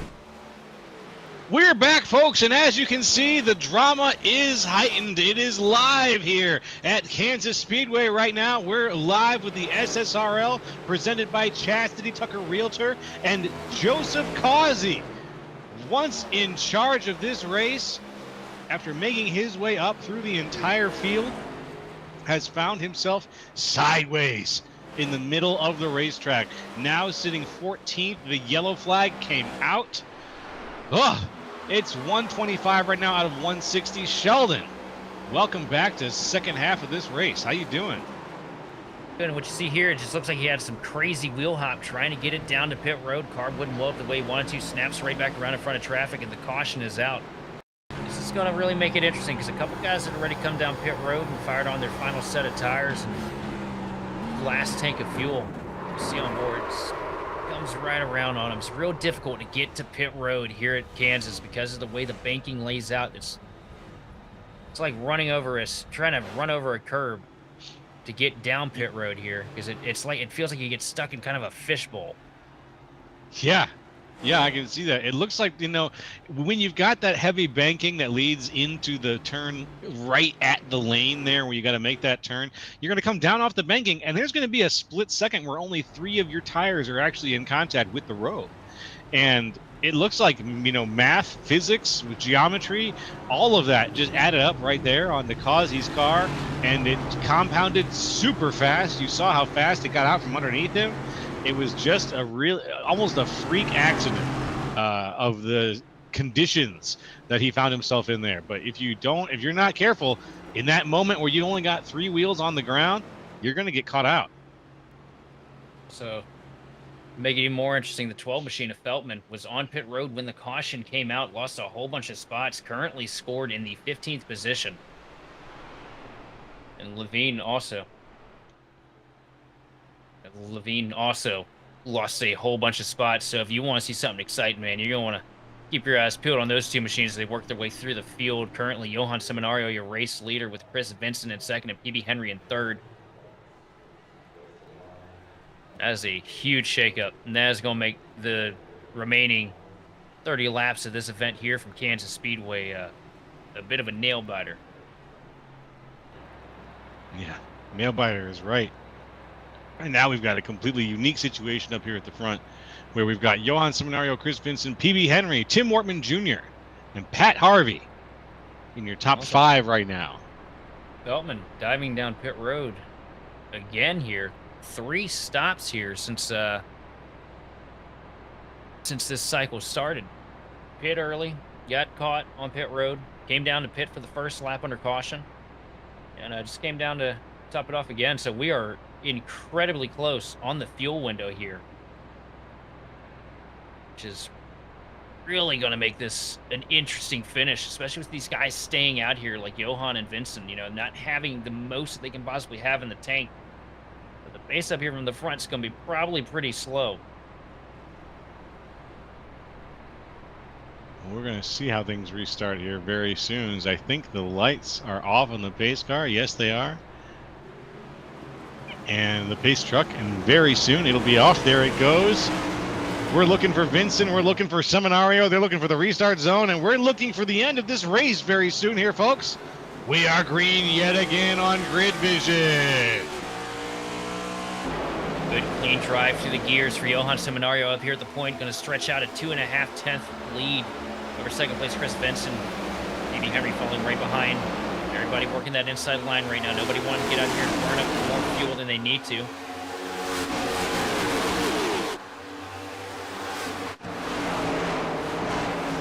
Johan Seminario with the recovery of the day. Huge crash a handful of laps ago. Works his way through traffic, fixes the damage up here to the point on lap 130. Really a really impressive tale of resilience out of Seminario. Whether or not there's some lasting damage in that car, we won't know until after the race is over, potentially, if we get a chance to talk to him here up on Victory Road interview. But right now, he turned around a wreck that could have very easily cost him a lesser man his entire race in terms of his attitude or his feelings about the situation. He turned that around, and now he's leading the race. Yep, it's Vincent now with an unscheduled stop. Very bumpy one too. It's very similar to the one that cost Kazi. Oh yeah, they're all bumpy here at Kansas, I can tell you that much. Yes, sir. Yes, sir. Seminario out in front. PB Henry right behind him. PB Henry also in a situation where he was in a bit of a wreck, a bit of a dust up. Found himself falling back a little bit. Now he's back up in second. Also Feldman, the man with the most fuel in the tank right now, up to the 10th position, already carving his way through traffic.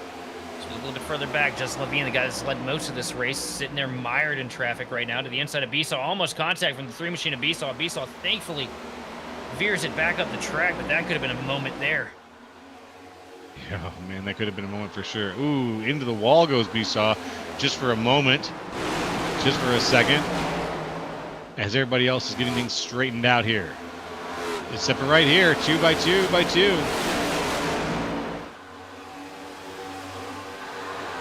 Sanchez down there at the bottom of the 29 machine. Levine to the top. Levine using the outside line momentum to propel him past the 29 Chevrolet. Down into turn 1. Levine going to pick up another spot, moving him up into the 11th spot, right behind Feltman and Causey.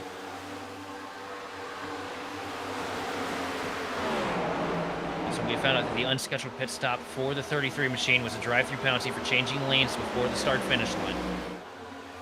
Ah. Can't do that. No, that is a big no-no. Look at Joseph Causey now trying to make the move on the 08 machine of True Pro, already past the 12 of Feltman. Causey trying to work himself up here into the 8th position on the back straightaway.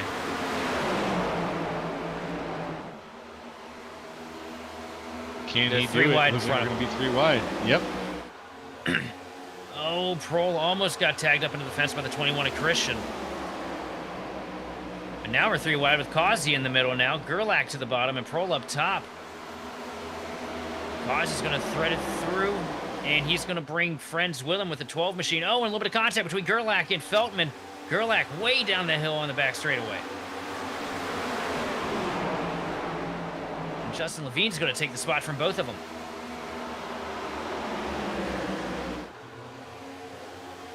Justin Levine down 8 positions from where he started this race, up in on the pole.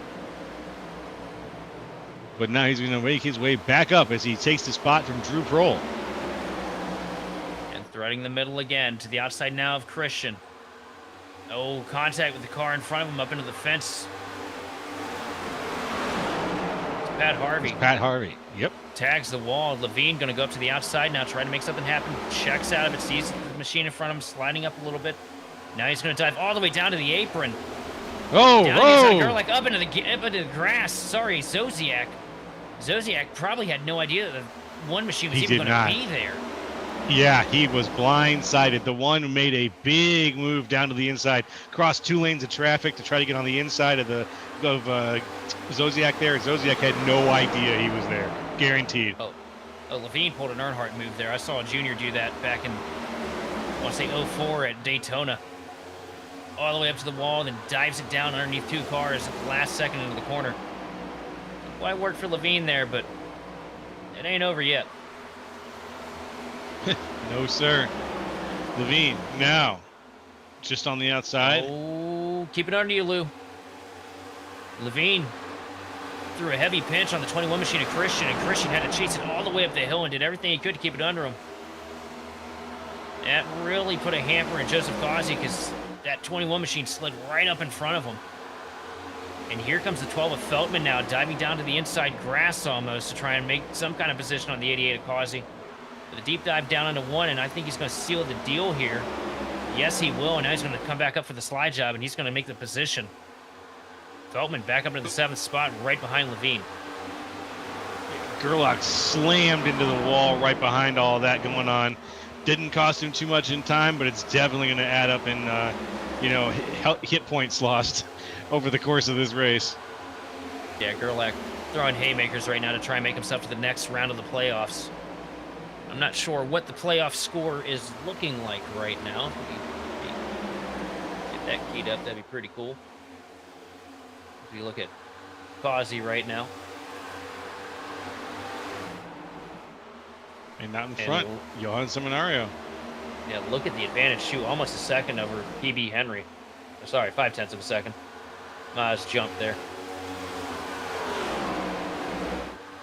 It's all right. I do the same thing all the time. PB Henry under fire from the 83 machine of Tim Wortman Jr.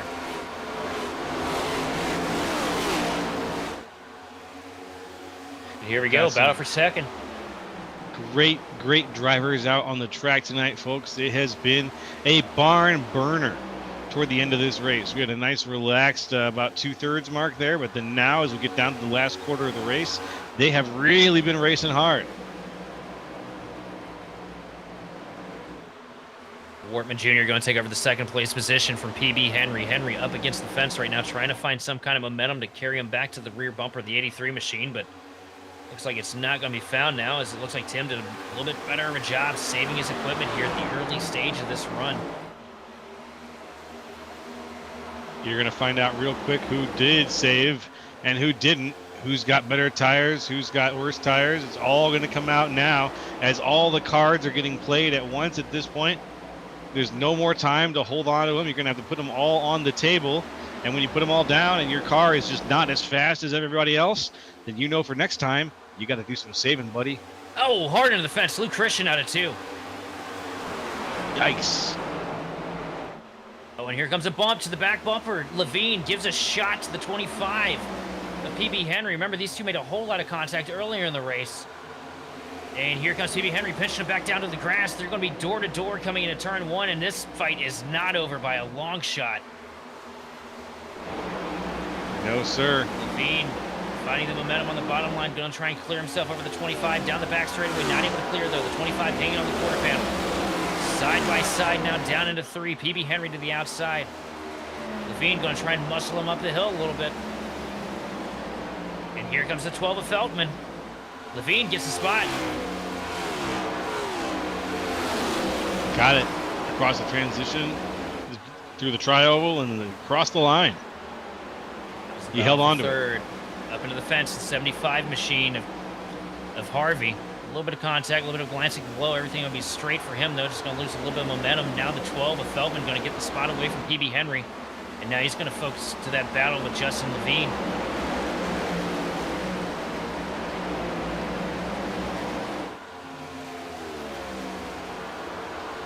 Causey up 17 in 6th right now. Kind of happy in the middle of the pack? Nope, most likely not. My guess is that he's going to be looking to use the outside, trying to maintain some momentum there, and we'll see if he can use it to make up a position right now and put the car past PB Henry. He's trying to make something happen up there, but the time is running out as he gets now down to the bottom of PB Henry into 3, going to pull a slide job. Lick the stamp and send it. Joseph Causey now back up into the top 5, but PB Henry looking low again. PB Henry not going to give up this spot easy. He's going to fight and claw for every possible point here in these playoffs. That's what he should. Send it back down to the bottom here through 1 and 2, but not able to make it work. Just about loses it out of 2 with one hell of a save. But the spot's going to go back to Joseph Causey. Phew. Causey. He's got to be happy things are playing out the way they are for him right now. He's had an interesting race so far, up and down, and then back up again, back up into 5th. As long as he keeps his eyes ahead of him, though, it seems like the drama can be behind him for most of this race.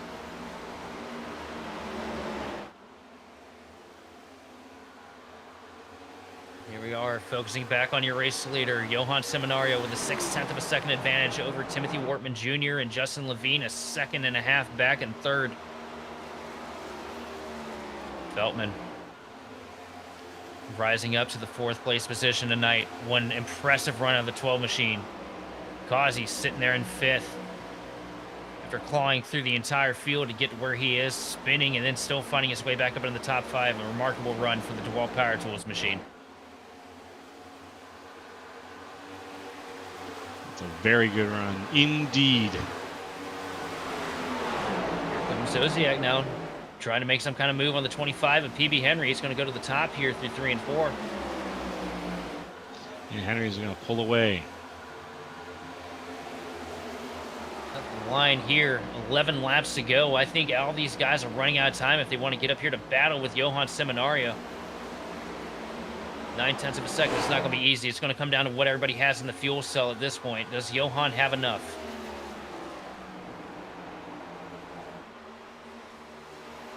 I think he does. I think we're going to find out. We're on 150. We're going to 160, folks. We got 10 laps remaining. Let's see what happens. Wortman is closing substantially. He is. Only less than half a second off right now. And as we get there, I'm watching the timing right now. It's getting tighter, but only a little bit by a little bit. He may not have the time. I don't know about that. He's getting close here. Last lap, he was a full 10th of a second down to the 1,000th quicker than your race leader. This lap, yes, about the same deal this go around. Wortman just way faster right now, and Wortman had a really bad moment through 3 and 4 there. I was watching the onboard, got really tight in the wake of the 56 machine of the Johan Seminario, but still was able to make the time down the front straightaway.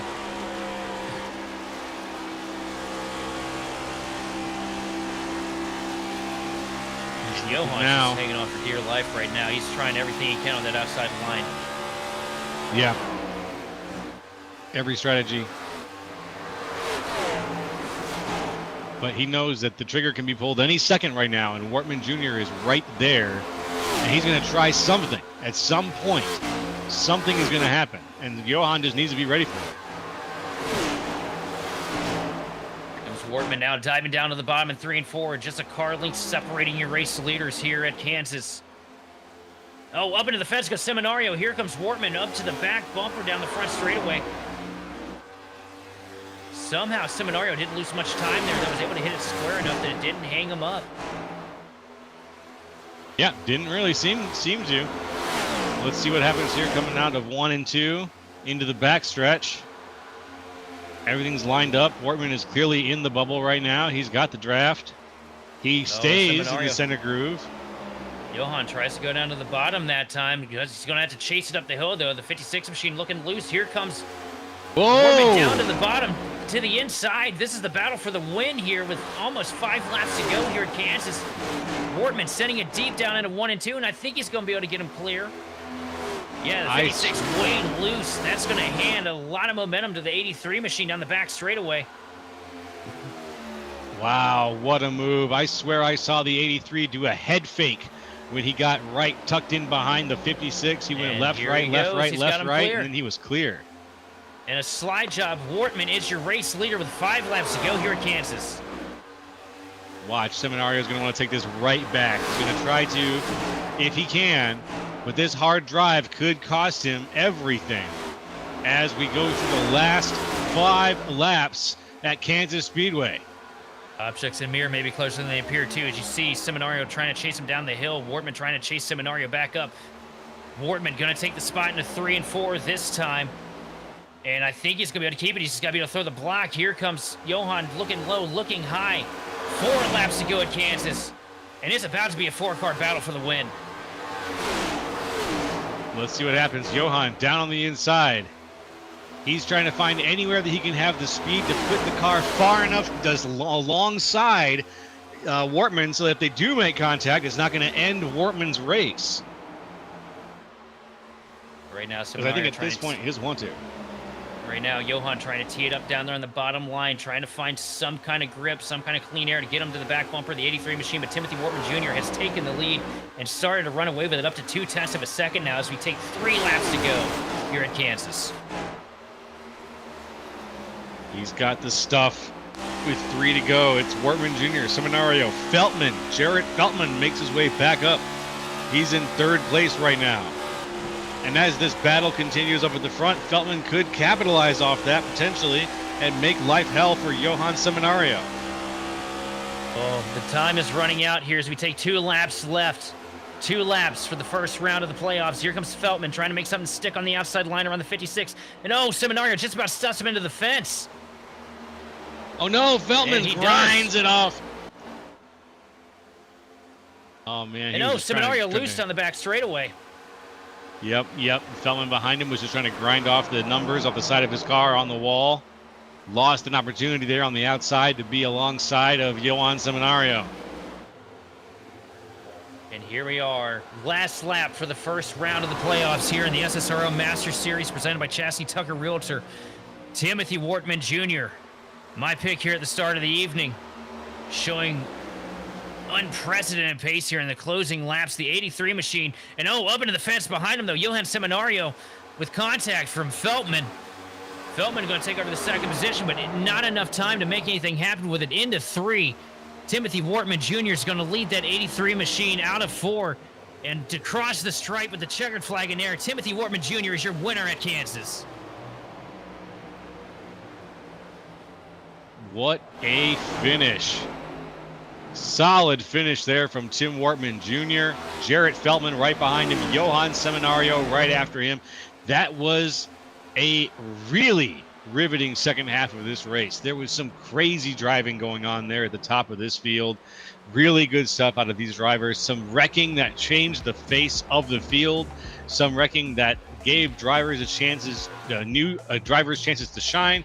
And just some good old-fashioned hard driving from some drivers we didn't get a chance to see before. Jarrett Feltman, congratulations on that second place finish. That's something we don't usually get to say.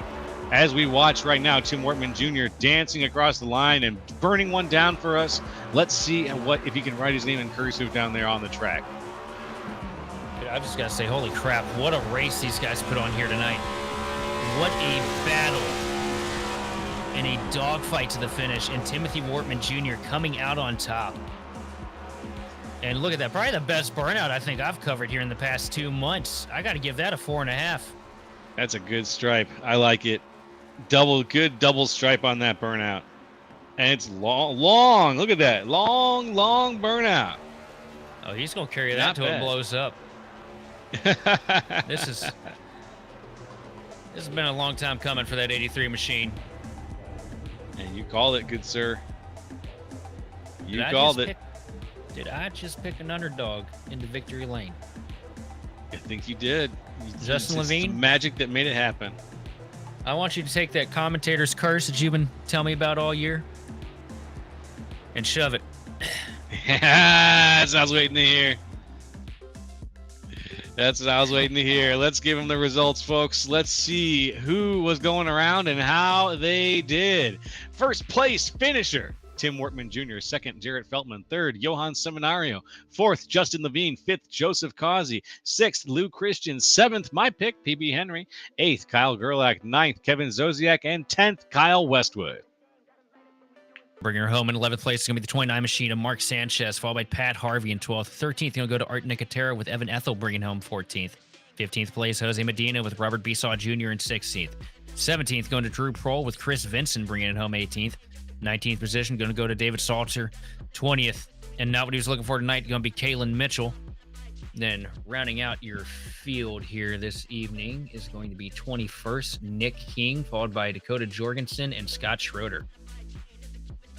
All right. That was a little bit of championship racing. Now let's get some interviews going with some of these championship drivers. In the third place position from tonight, we had Johan Seminario. So we're going to get a chance to speak to him, and we'll see what his take was on the end of this race here.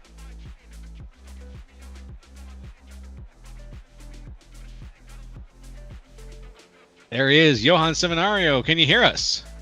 Yes, sir. Hey, all right. Congratulations there. Third place finish. We were just talking about you at the end of this race because you had one of the most remarkable, resilient bounce backs we've seen this season so far. What a bounce back from a wreck to the pits to coming back to third place. Tell us what was your feeling? What was your mood coming out of that wreck? Thinking, how were you? What were you thinking? I was pretty ticked after how everything was going down, to be honest. I'm going to give PB the benefit of the doubt. He said he was still trying to save the car when he got up the track. So like, I'm not going to dig too much into that. He said it was sideways. I'm going to trust him with that. But it just sucks when you get involved in an accident like that, when it's out of your control, you know. I thought my race was over, to be honest. I slammed that wall. Thankfully, it was only 15 seconds of repair for the car. 15 seconds, only 15. Yeah, I really thought that car was damaged, was dead. And then we had the when Kazi spun out entering the pits, I had half a gallon left of fuel. So then I was worried I wasn't gonna make it to the pits before. Yeah, a very stressful race. And then I got the in the first caution, I pitted in the pit cycle. I got trapped a lap down, but then I got the lucky dog, which put me in the back of all the lap cars. It was just a headache of a race. So I'll take a P3. Well, yeah, it was you really had to break your neck to get to P3 tonight, and you did. You still got the podium out of it. So I want to say congratulations on that finish. Really, really well done. Is there anybody you want to shout out to or thank tonight? Yeah, shout out to Team Conti as always for the great setups. Want some guys always, we race each other real hard. Hopefully we can battle out into Charlotte. It's, there's 3 of us in this championship fight. So, and then friends and family for support, and you guys for the broadcast. Well, thank you very much, my friend. We look forward to talking to you again very soon, hopefully in Victory Road. For sure. Thanks, guys. Alrighty, and that was Johan Seminario, folks. Next up, I'm going to pass it over to my friend Sheldon Atkins, and he is going to talk to Jarrett Feltman. Hey, Jarrett, Sheldon up here in the booth. Dude, I swear, you had the best car tonight on the long runs. And I haven't had the opportunity to sit up here and cover the Master Series a whole lot this season, but the few times that I have, I haven't really seen your name floating around a whole lot. Tell me about how this performance tonight, just how this one feels for you. Yeah, I mean, just tire conservation and of course the the Team Watson racing setups helps a lot. That's it makes me a better driver when I have setups like that. So. Well, you definitely looked great out there tonight, man. Like I said, you were hands down from the lap times, watching everything up here in the booth. You were the one car that was constantly moving from the start of the run to the finish. It's definitely got to be a good feeling. How you feeling? Just 2 races left in the season. How you feeling about your opportunities for getting out here and getting a dub to finish this season off? I feel as good as anybody else. Let's go get them, right? I mean, I'm not a part of the playoffs, but I'm going to respect everybody else that is, and just race clean and try to go get the checkered flag at the end of the day. Well, Jarrett, thanks for coming up here and talking to us here in the booth. And before you head out, just anybody you want to thank or shout out for this incredible performance you put together this evening. Yeah, absolutely. Team Watson Racing, just for putting out great sets every single week continuously. Those guys are awesome. All right, well, thanks for coming up here and talking with us. I'm going to hand it on back to Joe LaCastro with your race winner, Timothy Wortman Jr. Thanks, guys. Thank you, Jarrett.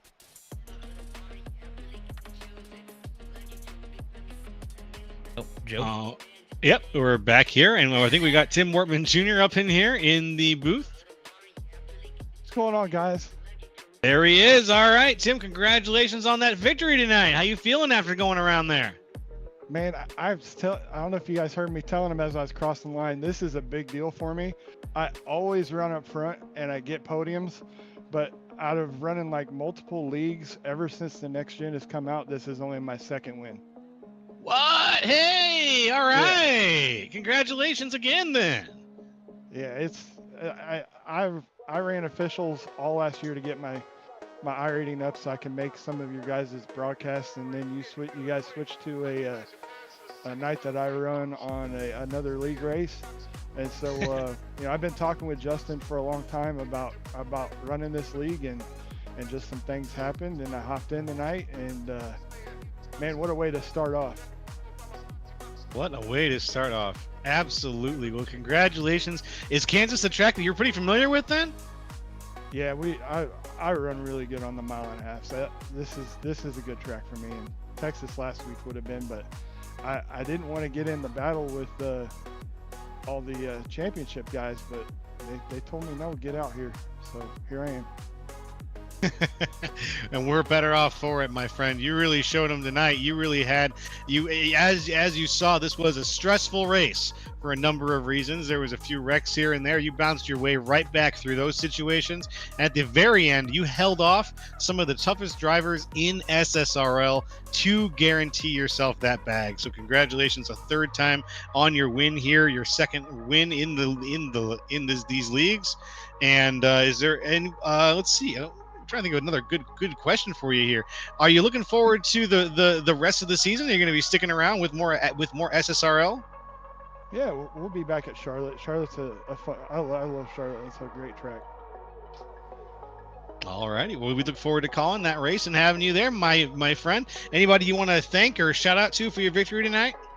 Let me shout out first off the race control for tonight, because he had his hands full on that caution in the middle of stage 1. iRacing completely biffed and put a bunch of us a lap down. So, I mean, I was racing for Lucky Dog for a whole segment when I, probably should have been on the lead lap. They got to the end of stage 1 and they set it right for as many of us as they could. Still had to start at the end of longest line, not at the end of the lead pack cars, and just did what I could. Shout out to Justin for talking to me any questions I had on this league and getting me in here. Jose Medina for getting me in here. I race him a couple nights a week. Justin's also a buddy of mine over at Ryko, so shout out to Ryko for building a fast set tonight. And shout out to you guys for putting on an awesome broadcast, and all my guys at Warrior Racing and Nick King of Warrior Reps for putting me in a great looking car every week. Hey, well, good. Thank you very much, and we will look forward to hopefully seeing you on Victory Road again very soon, my friend. Thanks, guys. See you in 2 weeks. Yeah, we'll see you then. That was Tim Wortman Jr., everybody, the winner from tonight's race at Kansas Speedway. I gotta say, Sheldon, this was us, just like Johan said, it was kind of a stressful one. We had a lot of activity up front, a little bit of a lull there in the middle, but then, man, the last third of this race was so full and chock full of excitement. How you feeling after that one? I'm still waiting for the heart rate to go down, and I'm waiting for my breath to come back to me here. That's for sure. But Kansas, man, this is what I was expecting. This is every time we come here, I expect this kind of finish, this kind of racing, this kind of close quarters mentality. We saw tempers flaring, we saw sparks flying, we saw a couple wrecks, but at the end, we saw one incredible 4-car battle for the win here at Kansas Motor Speedway. And honestly, I can't think of a more deserving winner either. Tim Wortman, he's been around here for a long time. Had a lot of bad luck here and there. We've covered him a lot. And, at the end of the day, he's a good guy. And it's good to see him, notch off that win. And you'll get that confidence boost that goes with it.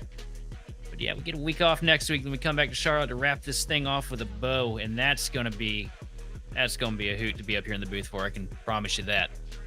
It's been a blast, my friend. I'm looking forward to taking it home the right way with style at Charlotte in 2 weeks. So, everybody watching, thank you guys for participating. From the entire Grid Vision team, actually, we want to thank you for watching and participating in the chat. And for more information on getting your league broadcast or starting your career in broadcasting, contact us on Facebook, X, or email us at info@gridvision.live. Congratulations again to Tim Wortman Jr. on winning tonight's race from Kansas Speedway. This has been Joe LaCastro, Sheldon Atkins, and Austin Derbyshire. And hey, we'll see you next time on the grid.